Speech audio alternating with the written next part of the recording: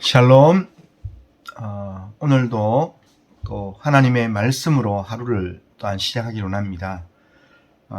오늘은 다니엘서 9장 1절부터 19절 말씀을 우리가 묵상하면서 오늘 우리에게 주시는 말씀을 잠시 생각해 보려고 합니다. 자, 오늘 본문은 다니엘이 예레미야 선지자가 예언했던 70년의 황폐함을 깨닫게 되고 하나님께 이스라엘의 회복을 위해서 다니엘이 참회하면서 기도하는 내용입니다. 오늘 본문 1절 보면 메대 족속 아수에로의 아들 다리오가 갈대아 나라 왕으로 세움을 받던 첫 해라고 되어 있습니다. 자, 이 말은 다니엘 6장에 다니엘이 기도하던 상황, 그것과 연결되는 본문입니다. 그러니까 다니엘 6장에 다리오 왕 때 사자굴에 들어가는 내용이 나오잖아요. 그런데 지금 오늘 본문이 다리오 왕이 왕으로 세움을 받았던 첫 해라는 의미입니다. 2절에 보면 곧 그 통치 원년에 나 다니엘이 책을 통하여 여호와께서 말씀으로 선지자 예레미야에게 알려주신 그 연수를 깨달았나니 곧 예루살렘의 황폐함이 70년 만에 그치리라 하신 것이니라 라고 말씀합니다.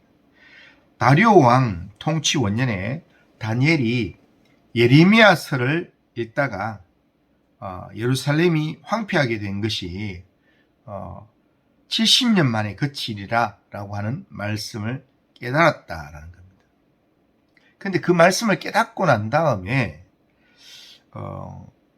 에스겔서에 보면 하나님께서 이런 말씀이 있습니다. 에스겔 36장 36절에 37절에 보면 너희 사방에 남은 이방 사람들이 사람이 나 여호와가 무너진 곳을 건축하며 황폐한 자리에 심은 줄을 알리라. 나 여호와가 말하였으니 이루리라.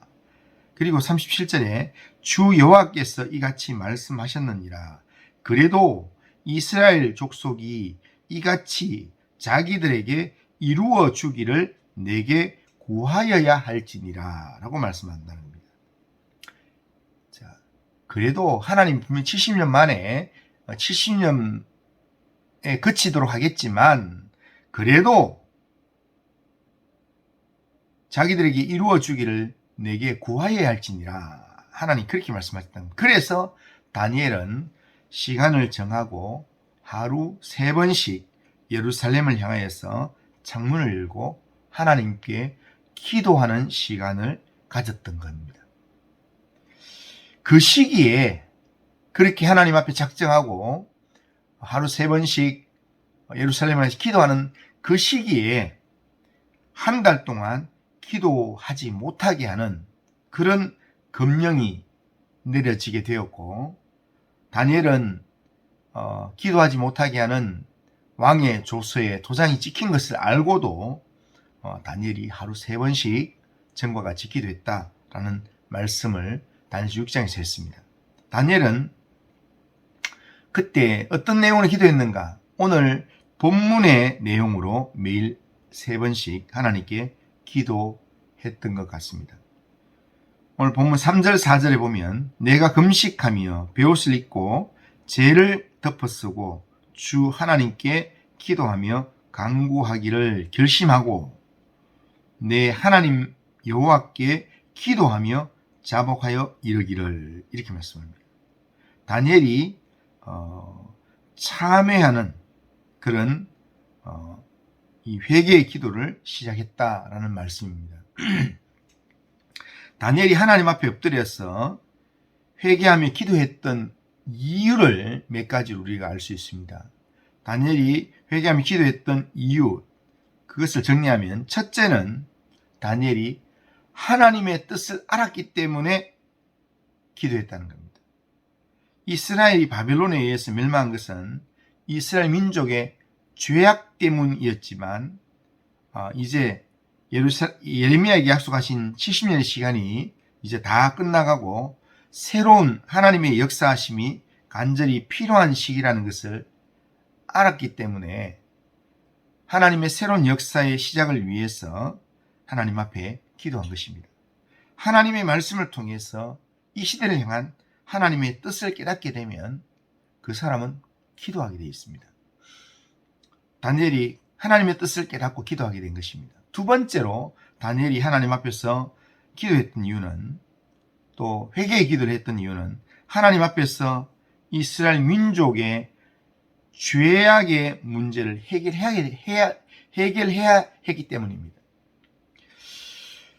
5절 6절을 보면 우리는 이미 범죄하여 패역하며 행악하며 반역하여 주의 법도와 규례를 떠났사오며 우리가 또 주의 종 선지자들이 주의 종으로 우리의 왕들과 우리의 고관과 조상들과 온 국민에게 말씀한 것을 듣지 아니하였나이다 라고 이야기합니다.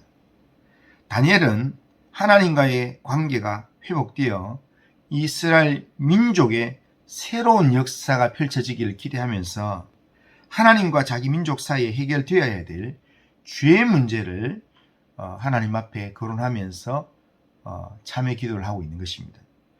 죄를 고백하는 것은 하나님께서 우리의 주인이 되셔서 우리를 다스리는 전제 조건입니다. 우리가 죄를 자백하면 하나님께서는 우리의 하나님이 되어주시고 우리의 주인이 되셔서 우리를 인도하신다는 겁니다. 그래서 다니엘이 이스라엘의 죄를 회개하면서 기도하는 겁니다. 세 번째로 다니엘이 기도했던 이유는 하나님의 은총을 간청하기 위해서였습니다. 자신과 민족의 죄악을 고백한 후에 다니엘은 하나님의 은총을 구하는 기도를 합니다. 17절 19절을 보면 그러하온즉 우리 하나님이여 지금 주의 종의 기도와 간구를 들으시고 주를 위하여 주의 얼굴빛을 주의 황폐한 성소에 비추시옵소서. 나의 하나님이여 귀를 기울여 들으시며 눈을 떠서 우리의 황폐한 상황과 주의 이름으로 일컫는 성을 보옵소서. 우리가 주 앞에 간구하옵는 것은 우리의 공의를 의지해야 하는 것이 아니요 주의 큰 긍휼을 의지하여 함이니이다. 주여 들으소서. 주여 용서하소서. 주여 귀를 기울이시고 행하소서. 지체하지 마옵소서. 나의 하나님이여 주 자신을 위하여 하시옵소서. 이는 주의 성과 주의 백성이 주의 이름으로 일컬는 바 됨이니이다 라고 기도합니다. 다니엘이 하나님께 은총을 구하는 그 이유가 뭐냐면 하나님께서 회복의 열쇠를 쥐고 계시기 때문입니다.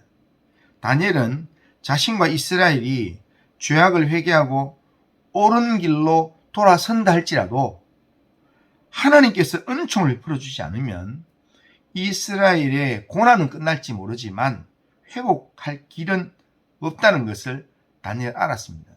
회복하시는 분이 하나님이기 때문에 하나님께 은총을 간구했던 것입니다.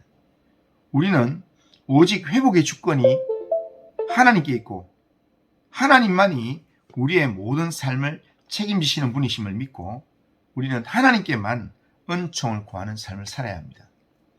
천하에 하나님 외에 우리에게 은총을 베풀어 주실 분은 없습니다. 하나님밖에 없습니다.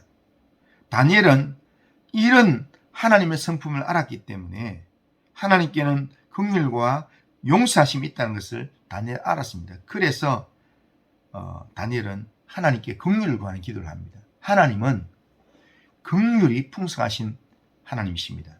그러므로 하나님께 우리의 죄를 아뢰고 하나님께 은총을 구할 때 하나님께서는 우리의 인생을 옳은 방향으로 인도하시고 믿음의 길에서 우리가 해결할 수 없는 어떤 문제라도 하나님께서 하나님의 영광을 위하여 친히 해결해 주시면서 우리의 걸음을 인도해 주시는 것입니다. 오늘도 하나님의 말씀을 묵상하고 하나님의 뜻을 깨닫고 그 말씀을 이루기까지 하나님께 기도하면서 하나님께 은총을 구하는 그런 기도의 삶을 살 수 있길 바랍니다. 하나님께 은총을 구하며 하나님께 기도하는 사람을 하나님이 절대로 외면하지 않습니다. 하나님께서 그를 붙드시고 그와 함께 하시고 그를 하나님께서 반드시 책임지셔서 하나님이 축복하시는 줄로 믿습니다. 하나님 앞에서 오늘도 하나님의 은총을 구하면서 하나님의 회복을 간구하는 그런 믿음의 삶을 살아가는 우리 모든 성도님들 다 되시기를 주님의 이름으로 축원합니다. 기도합니다. 그러고 하신 하나님 아버지, 우리의 삶에 참 회복의 은총을 베푸실 분이 하나님이신 줄로 믿습니다. 하나님, 모든 하나님의 뜻을 깨달았던 다니엘이 하나님의 뜻을 깨닫고 난 다음에 하나님 앞에 기도하기를 시작했고 하나님의 회복의 역사를 이루어 주시기를 간구하면서 하나님께 은총을 구하는 기도를 했던 것처럼 하나님, 우리가 날마다 하나님 회복을 기다리며 또한 하나님의 은총을 하나님 바라보면서 기대하면서 기도하는 사람으로 하나님 앞에 나아가도록 인도하여 주옵소서. 오늘도 우리에게 회복의 은총을 충만하게 채워 주옵소서. 예수님의 이름으로 기도드리옵나이다. 아멘.